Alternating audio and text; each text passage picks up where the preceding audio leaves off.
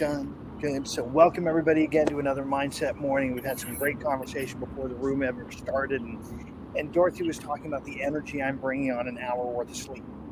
Well, Yes. energy is a choice. How you show up is a choice. It really is. Even if you are worn, even a lot of things going on, you guys get to choose your attitude. Like we learned from reading Man's Search for Meaning last year. The last of one's freedoms that no one can take from you is your choice for your attitude in any situation. And so I am with you guys today. By the way, pulled over early enough to get the reading done because I committed to you guys that I would do that too, right? So we are now the next 2 days into chapter 2, which is really going to create some interesting stuff for us as a team because it's about building training. It's about having ongoing training and systems, instituting higher standards and regular training. And so for me, a couple of things that popped out in here that I just want to cover right out of the gate. A lot of this is written towards corporate America, people who have teams, or it's big. And so I'm looking for you guys to help distill it down to you. And at the same time, also over the next 2 days, we're going to distill it down to how it's going to be implemented by us. Because yes, Don Hobbs is a leader in this space with all of you. I am a leader in this space with all of you. And I am looking at a lot more leaders that have a lot to give and step up and serve each other. So rather than a bureaucracy where we have paid people telling us what to do, I expect over the next 2 days us to come up with some answers of how we're going to interact as a family and bring our nugget of expertise, because all of you have something to bring to the table, and begin building something that we can share and help and grow together faster. So with that being said, I want to hear from you guys. Higher standards, implementing training. What do you got? And I hear Don, I think that was Don popping right in. Yeah, I just want to set some of the stage for this conversation. Excuse me, sorry. And I want to go back to something you said, and I'm not sure how the subject came up. I came in about 9 o'clock and you were already talking. But I do want to say something that I've said about you, because you are one of the key leaders in this organization. And it was going back to that time when you were, as I called it, in the Navy SEALs of trainers, right? It was like there was no excuses. There was nothing that would stop you. And I just really, as a culture, would love to see us do more of that here. I think the big topic that for me popped out, and there's some great nuggets in this book. I think the part that popped out for me is a learning organization, a learning culture. How do we become a culture where we expect it? It's not an interruption for us. It's not, oh my gosh, how much more do you want from me? I've got to work. It's how do we expect of ourselves that we will be trained and in training? And I expect that you and I will revisit, Allison will revisit, all of us are going to revisit our training, what training is. And I love what you said about these people, because one of the things, I think Maria's here, I'm on the phone, so I'm not seeing all the bodies. But, Maria we've talked to many of our leaders inside Epic about how do we take on your skill sets?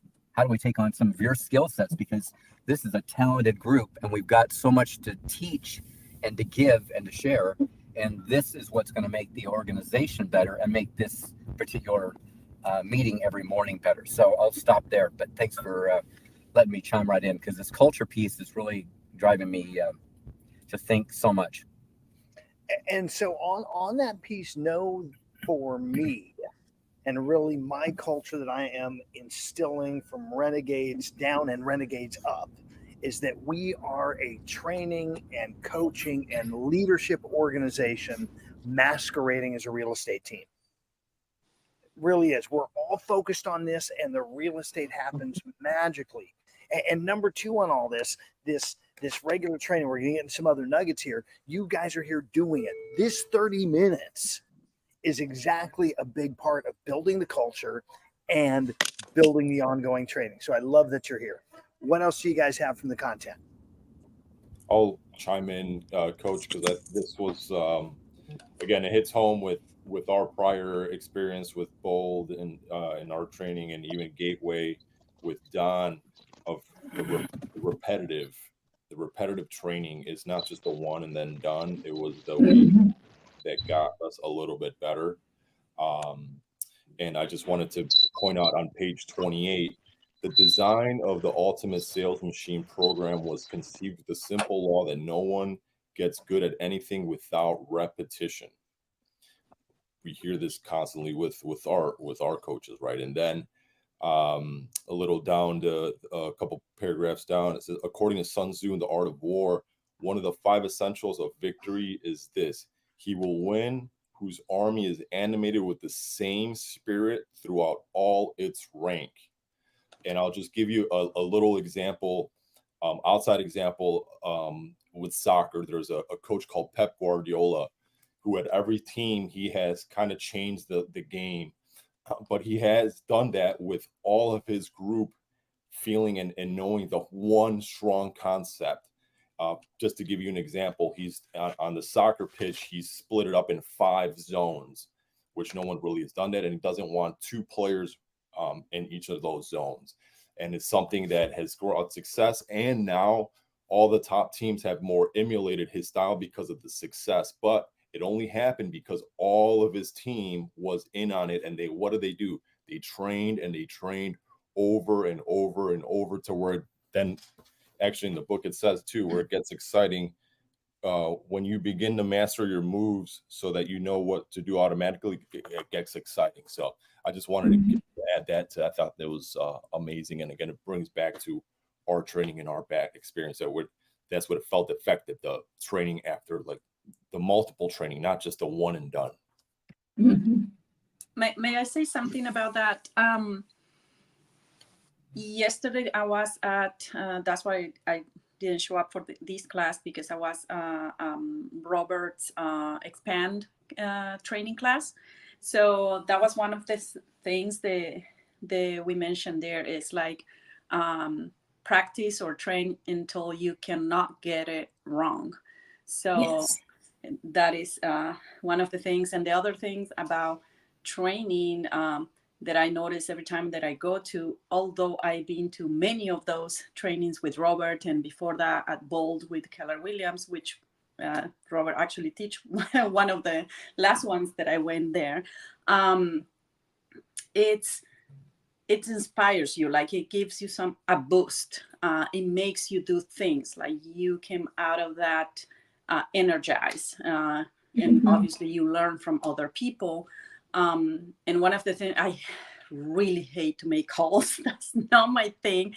But Robert made us do it yesterday. So actually it was a call to a client to express gratitude for that client. So I called the client. She didn't pick up. But after the class, like 2 hours later, she called me. And I'm sorry I couldn't answer. No. And I'm like, no, I just wanted to call you because we were taking this class and the coach mentioned that we needed to call someone that we were grateful for. And you came to my mind, like you were a great client. You became a good friend, and I'm really grateful for you. I wish all my clients were like you. And she was like, oh my God, we are connected. I was thinking about you yesterday. My mom is selling her house in Puerto Rico, and we want to buy an investment home. And I was talking about you yesterday, and like, see, we're connected. Call me when the house in Puerto Rico is sold. And if you need an agent over there, let me know. I can connect you with someone. Amen. So it was, I'm like, oh, wow, this worked. That's So good. here's the 2 pieces. There's 2 pieces in here I want to make sure we talk about. Number 1 is that quote. The quote is, amateurs practice till they get it right. Yes. Professionals practice till they can't get it wrong. Mhm. And so that's why we initially instituted the practice and role play at 2 to 2:30, that we're now doing the implementation. I'd love you guys to be in there. So once we're done implementing, we can go back into continually practicing this stuff. And then one other thing I want to catch here, Alessandra, to take it back to other content. You said, and I quote, "I really hate to make calls." Okay? We got to change that language. That is your natural programming coming out. Right. And that is language we don't use. How about this instead? And I bet it's for all of you. You know what? Conversations, including calls, is a skill I haven't mastered yet. Right. Isn't that more accurate? If you were good at it, you'd love it, wouldn't you? Yeah. Well, Okay. yeah, probably. And I bet you she is good at it, Coach. I bet you she is good at it, but like just it's her internal Yeah. thing. Alessandra, I It's- bet you can yeah. conversate just like this, Confidence. just with your client and everything. So it's really all up here of you're saying, I hate to do this, but if you really remember, Coach, when you did the when someone told you no, you figured out that would cost a certain, that actually gained a certain amount of money. So like you wanted to get no's because that meant you were getting to that yes eventually. So that's, again, it's about the mental mindset.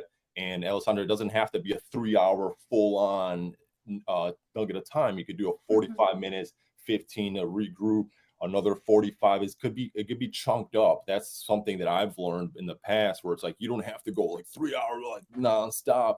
There's because as well as your focus, your mind could veer off, so you might need some time to just get off for a second and then refocus, just like a lifeguard is focused for 40 minutes and 20 minutes off or whatever it is. Yeah. It's crazy how we think for other people. Like my thing is, I think I'm bothering them, that they don't have time for me. But then this lady called me back and she was so glad to talk to me. She was so happy about it. And I'm like, Yes. why would I think that I'm bothering her? She likes me, obviously. Like, so I don't know why we have that. I don't know how I to have a get that out of my beautiful mind. story. I have a beautiful story that helped me Hold that combat. thought a minute, Chad. Hold that thought, Chad, because I want to stay on this with Alessandra. Because this whole bothering, how many other people by show of hands have this? I think I'm bothering them. Both hands. Sometimes. So here's the fun part. You can't see in other people what you do not possess in yourself. And the reason I'm saying that is you may have an attitude that when people call you, you are bothered. The easiest way to change this is to embrace every call. You get a cold call from somebody else selling something, you take it, you listen, you embrace it, you practice and role play with them, even though they don't know it's practice and role play, and you make it a great experience. And by the way, you also ask them, who do they rely on to help them with real estate? Because if they have no one, it could be you. If they do have someone, we could talk to them about joining us, and it might be that they have an interest in becoming a real estate agent. You never know where those calls will go. So let's stop being bothered and watch how our mind changes, that we are no longer bothering people. It's amazing. Chad, what do you got?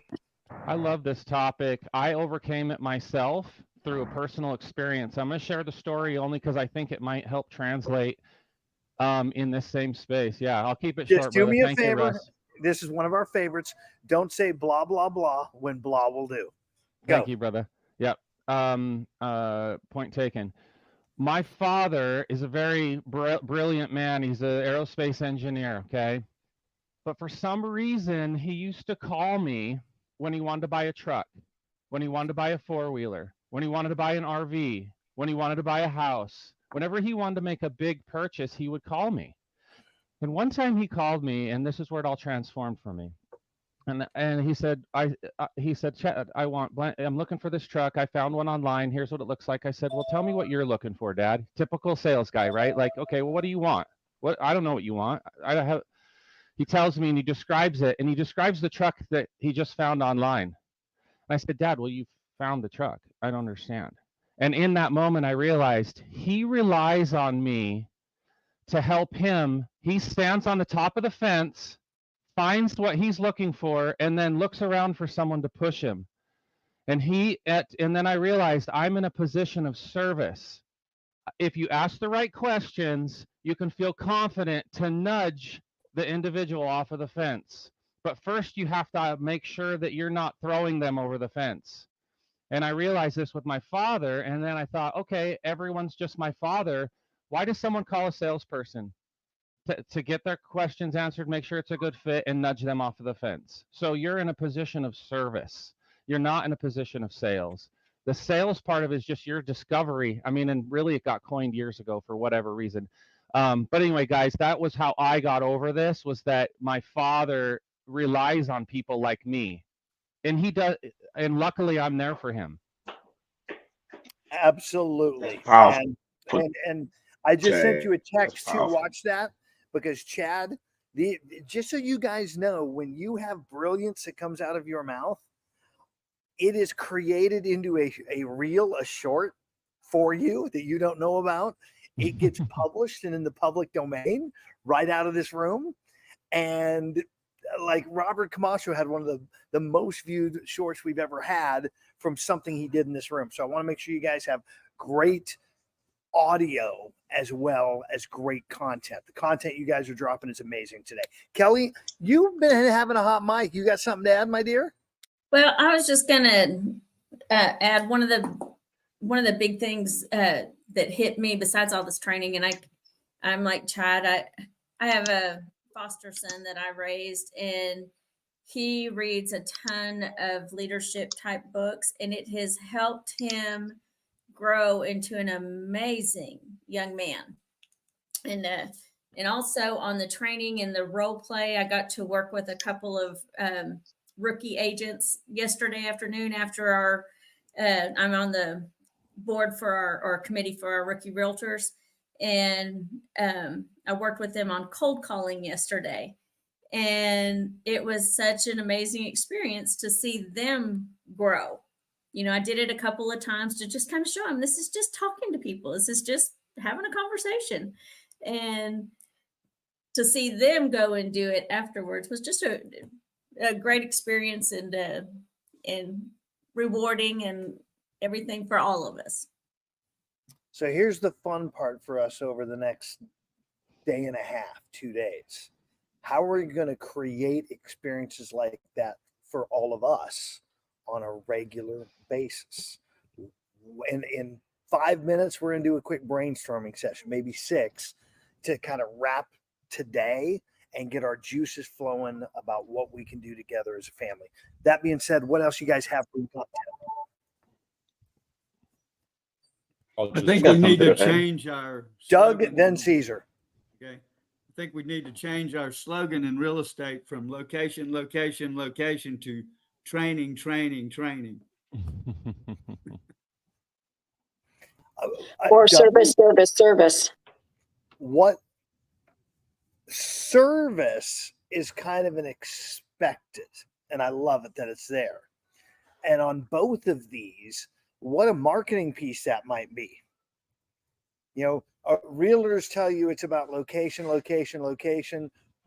We believe it's about training, training, training. We believe it's about service, service. Man, you could have some fun stuff with that. And you're absolutely right, though, for us, as the story went in here about 2 woodworkers, and one that Right. cut wood all day, and the other one that stopped like a third of the way through and just kind of did something else. And at the end of the day, the one who stopped always had more stuff cut. And the manager was like, "What? How is that happening?" He said, "I wasn't resting. I was sharpening my saw." Take time to sharpen your skills, your tools, and your resources, and you will be more productive. That's what we're doing. Training, training, training. Caesar, what'd you have? You just sparked the memory, because I believe that I don't know what it's called with the guys that do the wolves, or that go in the back, and there's like Dog sled? 14 or 15 wolves or whatever. They're sledding in the snow. Dog sledding. The dog sledding, same concept, where before they would run the dogs all day long, and this guy would just do 8 hours and have the dogs rest, and then he had like the world record, and that's the way they do it now. Yeah, that's a race in Alaska, I believe. That's the one. The Iditarod. Yeah, Yeah, right. yeah. I think, and I don't maybe I got it from our prior training, but I just remembered that. But now I bring it from the book. I love the way that they broke down what the training should be, or how it should be what people should expect. And page 30 says, to beginning of training, people should be told what to expect. One, what will be covered, how long it will take, how the information will be covered, the objective of the particular session, and to obtain skill or knowledge that you hope they will gain from the training. So I thought that was great for them to point out, because training sometimes feels like, oh, here to go with the training, but like this almost gets you excited and like, okay, cool. And then a time frame again from the prior scheduling that you should put a time frame into it, and then knowing what your objective is afterwards. So I just wanted to point that out as well, that's a nice format of how trainings should be. I think that was great, what you said, Caesar, and it kind of leans into what you guys mentioned earlier about having that mindset for learning. Because he did say, like, even the receptionist could teach you something about or introduce an idea that can be a fix for something not even in her department, right? So having that mindset to be open to learn is huge, because you can learn from anyone, anytime, any moment, as long as you're open to do so. Another thing that I had jotted down was people respect what you inspect. So, and I love how he talks about the corporations, but then he also references, if you're just you're just a one-person business, do this. And for me, it was like, how do I implement the inspection in my own self? And then having that mindset to respect these things, because people respect what you inspect. And then another piece of it that I love, just how he incorporates the storytelling so meticulously, and always implements statistics or research or something in there. And I took that out for myself, like, okay, now when I'm going to share with someone my skills and my expertise, I need to also include these statistics. I need to also share with them what studies have been proven to show works and what doesn't work. So And the free thing, you actually pulled another important nugget out for all of you that you could install, and that's the story.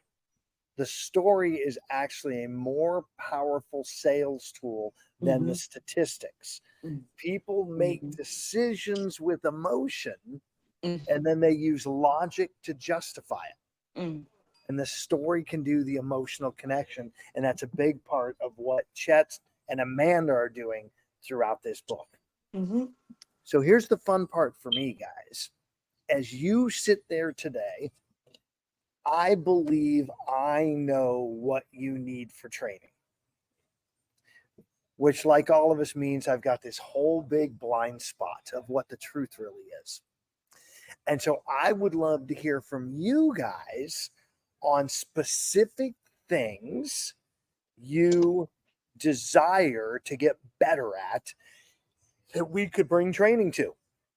Okay, Ryan dropped something in the chat. Good. And we're going to talk about it. And I want to just hear some ideas here and get them documented. So then two things are going to happen. One, you're going to be putting things out that you'd like to get better at. And other people will go, aha, either I can help there or I know somebody who can help there. And we can start quickly getting some of this instituted in our world. So let's hear. And Kara, will you make sure Sean knows that this video I want to get transcribed today? And he can help me make that happen? Perfect. So what do you guys want? Let's hear some ideas and let's speak them into the room. Storytelling. Storytelling, being a better storyteller. I love that. That is a great one. What else? Embodying your practice. Because you learn the words, but you must embody them. Okay, so I don't know how that would translate. Yeah, here's how I'm going to translate it: that you internalize the language. If you've truly internalized it, it becomes yours. Same concept, just slightly different words. Perfect. What else? Refine the thinking cube. What do you mean by that, Cameron? Well, so I've been watching this program to where it gives you ability to look at problems from different viewpoints, from high level, mid level, and low level. and just breaking it up into different sections and cues. So basically, every problem has about 4 to 5 different factors that can go in and make it better that you can go off and, I guess just value build off of it. So redefine the thinking process and making sure that the workflow is as efficient as possible. Can I split this into two to see if this gets us there? I'm going to chunk it up. You got it, coach. Do it, coach. Problem solving and open-mindedness. Who could get better at problem solving? Raise your hands. And who could get better at being a little more open-minded? Raise the other hand. We all could. Hold them both up and say, I give. No. All right. What else you guys have? Deb, your mic's hot. What do you got? What do you want? I know you do this with a lot of your coaching and your 2 o'clock calls, but I want to be really crisp at asking the right question. Like, you're so amazing about turning around an objection. And I'm pretty good with, I'm good with real estate objections. I'm not as good with the recruiting objections always, and asking the right questions. I know it's all personal first, right? And understanding that, but you're just quicker at it.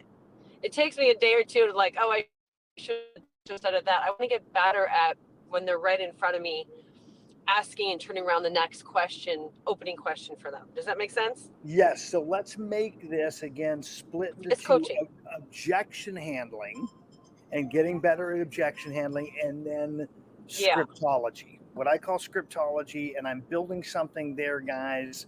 I'm working with some folks to really take that to the next level.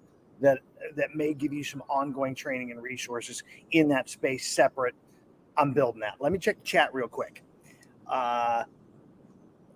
Leverage, management, profitability, workflow. I see workflow management. We'll get workflow. 2. Time management, client. We started that yesterday, and we'll keep playing that at a high level. Perfect. So, guys, it is 9:30. It is Thursday. So for those that wish to play, I know I have Financial Mastermind 12 to 1 Central. And Caesar, let me know if we have our 11 o'clock with Anton, if he's on or not, so I can work around that. And then Maria, what time is the share the models? 1 Central. Okay. Today? Is that today? Today. So I've got 12 to 1 today. Then we have a share the models, 1 to 2. Is that in How do I get a link for that? .com/epic, Maria? Yes, it is. So meeting.com/epic. That'll be in the Epic room. And then, guys, call time is open here for you guys to do that first half hour of talking and implementing or practice and role play. I am be spending today with my father-in-law and tomorrow with family in preparation for a wedding on Saturday. I'll still be here tomorrow morning, and yet the rest of the day you're not going to see a lot of me.